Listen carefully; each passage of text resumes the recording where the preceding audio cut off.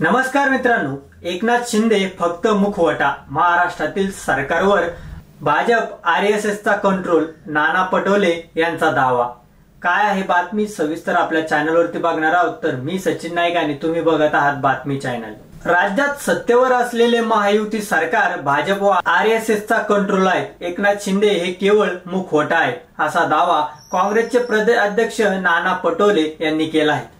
विधानसभा निवडणुकीच्या तयारीसाठी रमेश चंदिला यांच्यासह राज्यातील काँग्रेसचे वरिष्ठ नेते आजपासून मराठवाडा आणि विदर्भाच्या दौऱ्यावर आहेत।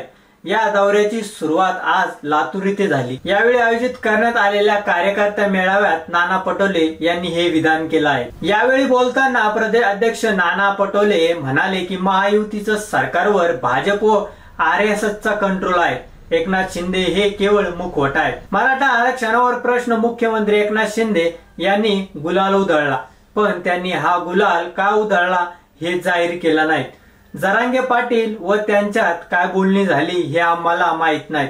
सर्व पाप सरकारने करायचे आणि खापर विरोधी पक्षावर फोडायचं हा त्यांचा अजेंडा आहे। राज्यात व केंद्रात भाजपाचे सरकार असताना आरक्षण देण्यापासून त्यांना कोणी थांबले असा प्रश्न विचारून त्यांना आरक्षण द्यायचे नाहीत, तर दोन्ही समाजात भांडणं लावायचे आहेत। फोडा व राज्य करा असा ब्रिटिश नीतींचा वापर भाजप करत आहे। मनुवादी व्यवस्था व्हावी अशी शाहू फुले आंबेडकरांचा विचार व्हावा याचा विचार जनतेने करायचा आहे, असं नाना पटोले म्हणाले। नाना पटोले यांनी पुढे सांगितलं की लोकसभा निवडणुकीत मराठवाड्यात महायुतीने एक जागा जिंकली, पण विधानसभा निवडणुकीला मात्र मराठवाड्यातून महायुतीचा सुपडा साफ करा।